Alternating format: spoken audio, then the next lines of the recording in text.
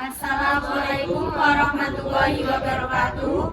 Perkenalkan, nama saya Muhammad Rizkanto. Tapi aneh tetap 10. Nama saya Muhammad Setiaji, absen 21. setia sama yang pertama, aneh kepal tembak.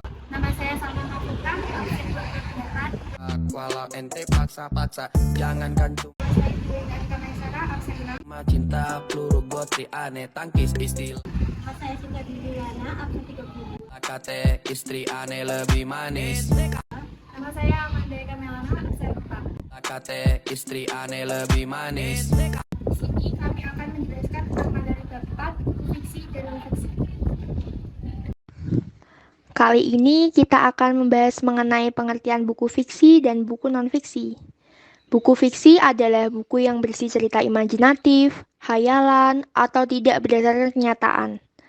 Dalam buku fiksi, ide ceritanya berasal dari hayalan atau imajinasi penulis.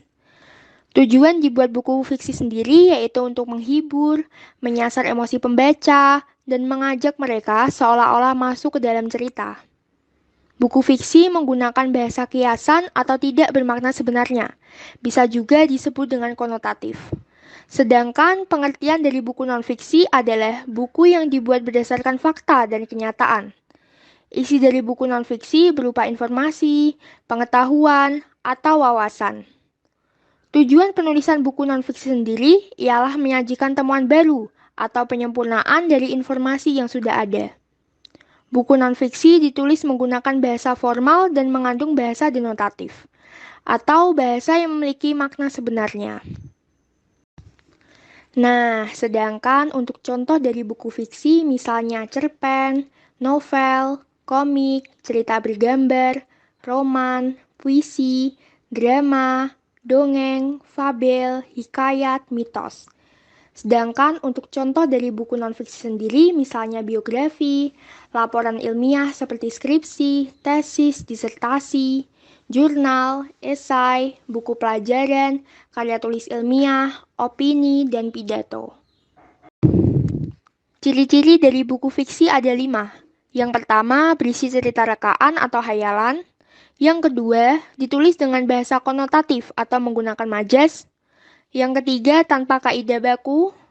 Yang keempat, kebenarannya bersifat relatif. Dan yang terakhir, alur cerita yang sangat menarik. Ciri-ciri buku non-fiksi ada 5. Yang pertama, temuan yang dituliskan adalah temuan baru atau pengembangan temuan yang sudah ada. Yang kedua, sebagian besar menggunakan makna denotasi. Yang ketiga, menggunakan bahasa formal. Yang keempat, ditulis berdasarkan fakta. Dan yang terakhir, tulisan berbentuk tulisan ilmiah populer. Perbedaan buku fiksi dan non-fiksi. Buku fiksi 1. Cerita rekaan 2. Bersifat imajinatif 3. Menggunakan bahasa kiasan atau majas dan bahasa boleh tidak baku 4. Berdasarkan sudut pandang pengarang. Buku non-fiksi 1. Berdasarkan data 2. Bersifat informatif 3. Menggunakan bahasa yang lugas dan baku 4. Berdasarkan keilmuan sesuai bidang tertentu. Unsur buku fiksi. Adapun terdapat unsur intrinsik dan ekstrinsik dalam buku fiksi sebagai berikut. 1. Unsur intriksi buku fiksi. Unsur intriksi buku fiksi terdiri atas A. Tema. Tema adalah pokok persoalan yang menjiwai seluruh cerita. Tema diangkat berasal dari konflik kehidupan. B. Plot. Plot adalah dasar cerita, pengembangan cerita. C. Alur. Alur adalah rangkaian cerita. D. Proses alur. Bisa maju, mundur, atau maju mundur. Penyelesaian alur ada alur klikmas dan ada alur anti klikmas. E. Latar atau setting.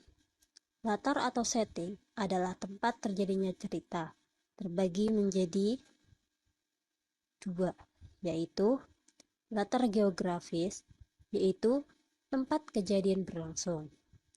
Setting antropologis, yaitu kejadian berkaitan dengan situasi masyarakat. kejiwaan, pola pikir, adat istiadat. F. Penokohan atau perwatakan. Digambarkan sebagai tokoh utama, protagonis. Tokoh yang bertentangan, antagonis, maupun tokoh pembantu.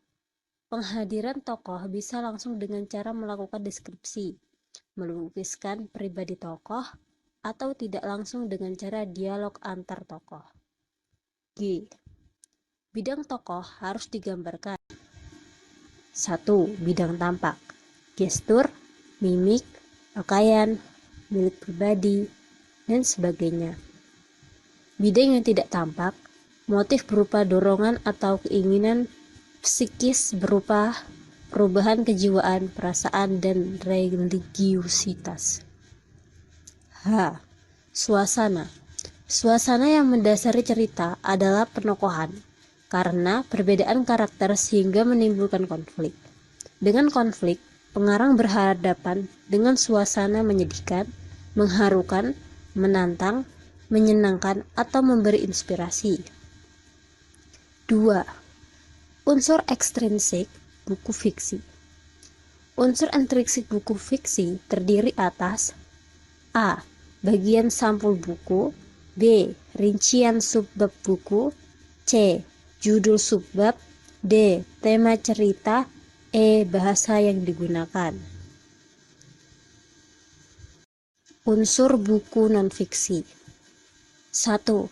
Cover buku. Pada cover atau sampul buku non-fiksi, biasanya terdapat beberapa informasi mengenai buku tersebut seperti judul dan nama penulis. Atau bahkan ada beberapa penulis yang juga menyertakan tahun terbit serta edisi buku.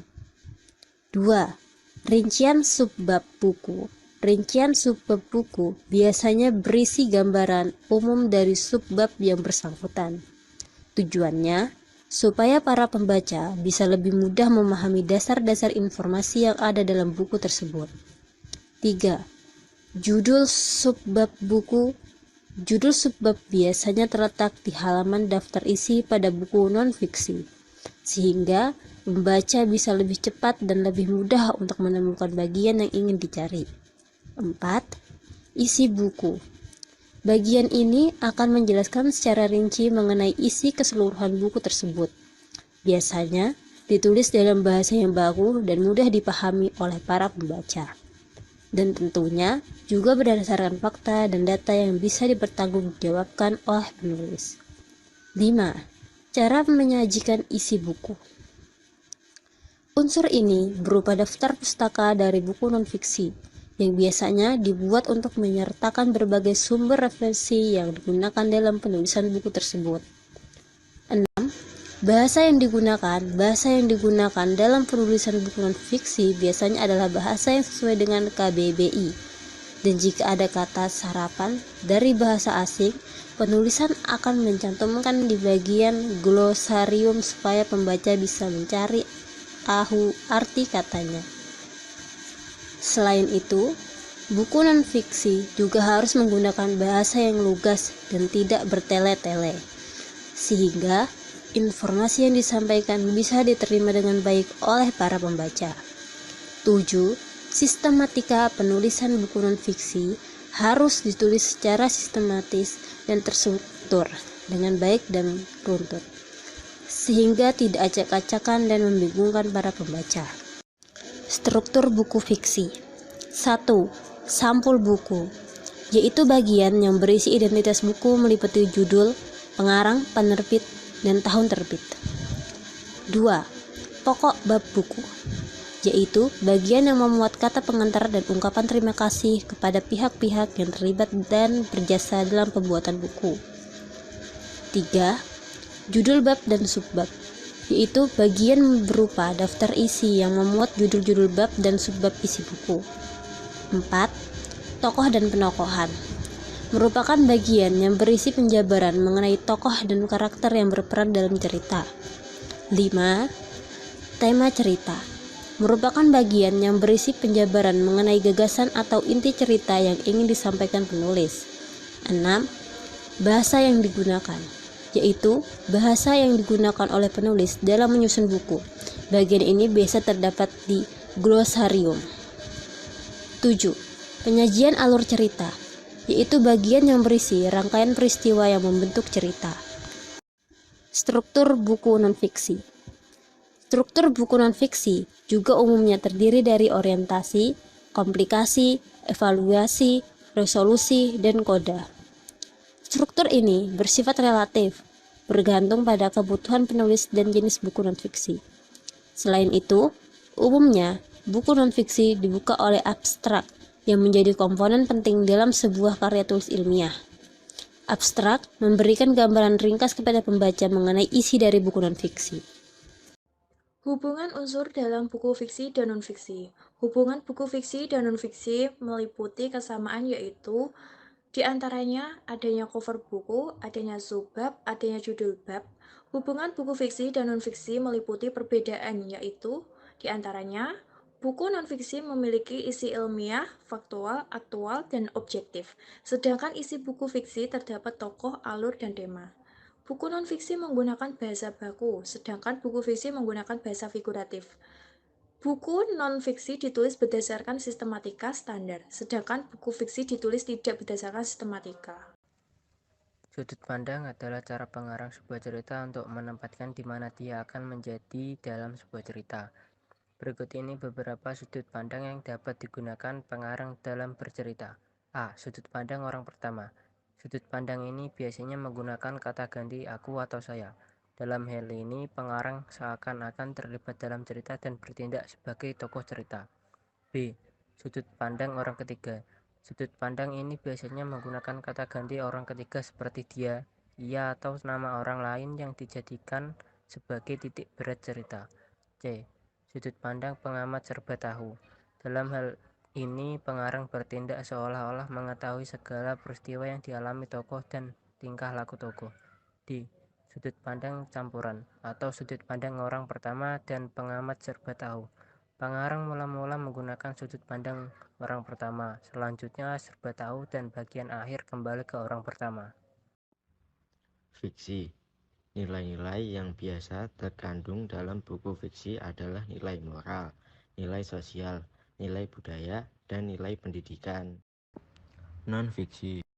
Hasil penelitian menunjukkan ada 3 macam nilai didaktis yang terdapat pada buku non-fiksi. 1. Nilai moral berkaitan dengan kehidupan dalam berpikir, efektif, bekerja keras, dan tanggung jawab. 2. Nilai sosial berkaitan dengan kepedulian. 3. Nilai budaya berkaitan dengan budayawan. Perbedaan fiksi dan non-fiksi. Pada dasarnya, baik buku fiksi dan non-fiksi memiliki nilai-nilai yang sama. Nah, hal yang membedakan ada pada penulisan cerita. Jika ditulisan fiksi lebih imajinatif dan lebih memberikan penggambaran, sedangkan non-fiksi menyajikan tulisan yang berdasarkan data dan tidak ada unsur tambahan sedikit pun. Sekian dari kami. Wassalamualaikum warahmatullahi wabarakatuh.